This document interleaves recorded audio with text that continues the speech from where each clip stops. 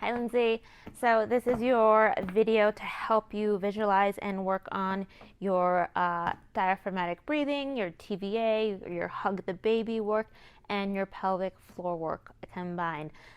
If you don't have a squishy ball, you can grab a cushion or a pillow and sit on it, or if you'd rather sit on a chair, that's totally fine too. But when you sit on that chair, just make sure your feet can be on the floor and that they're not hanging, right? And I want to make sure the knees aren't too high up or too low. Make sure that they can align well with the hips if you're sitting down. All right, so I'm just going to demo this with the squishy ball because that's what I have here. So we're going to bring the squishy ball under. You're going to sit on it, right?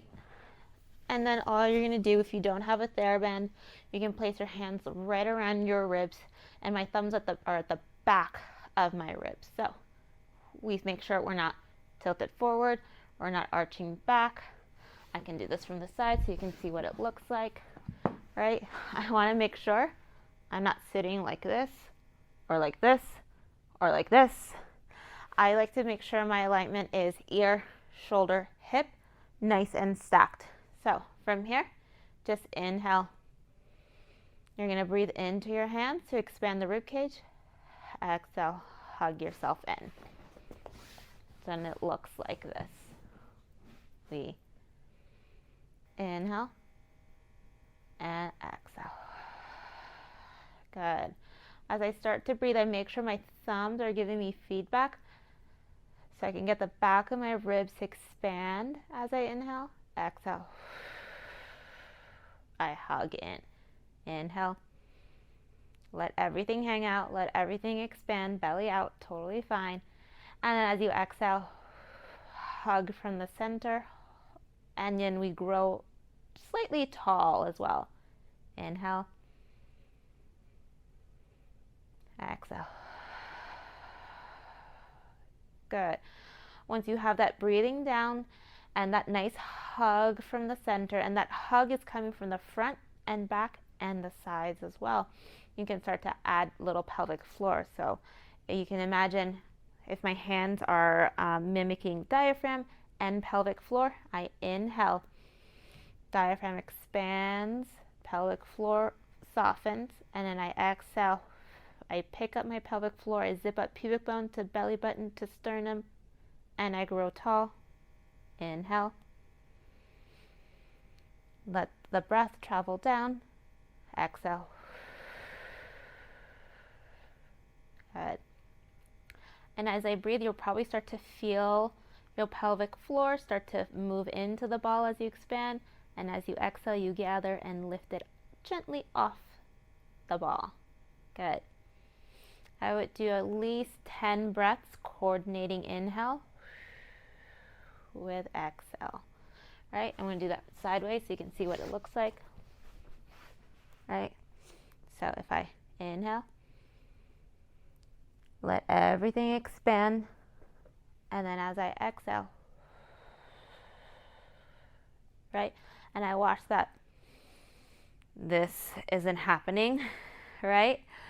That's why I place my thumbs there in the back so I can make sure rib cage expands, pelvic floor softens and widens. Exhale. I gather. Good. That's one breathing exercise to make sure we find full connection of the entire intra-abdominal pressure system. Second exercise, you're going to start finding breath. Good. You can start coordinating here. Inhale, pelvic floor widens, breath widens. Exhale, pelvic floor, we hug. On your next inhale, widen the pelvic floor, expand the rib cage, keep the pelvic floor wide. Exhale, bring the breath in. Inhale and exhale. Good. And it's just finding that expansion of the rib cage and the diaphragm while keeping the fibers of the pelvic floor open.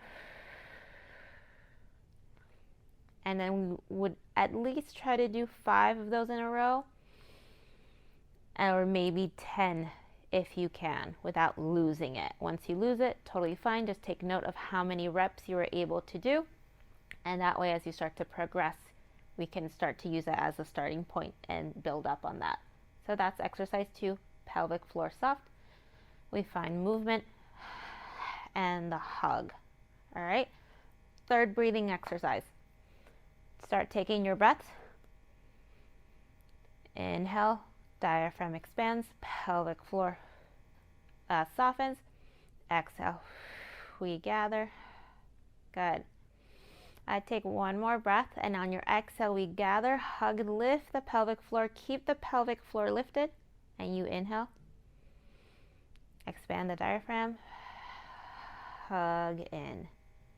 Inhale, expand the diaphragm, and then exhale.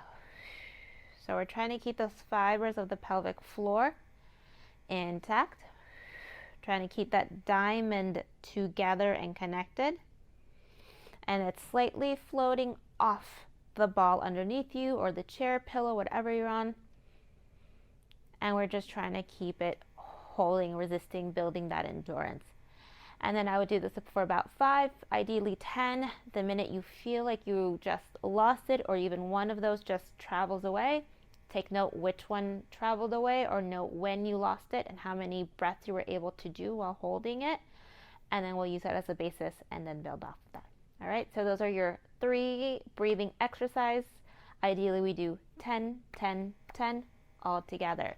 You can do this sitting down, lying down on your back if that feels better, or lying down on either side. If you do either side, I would alternate which side you do every other day. All right?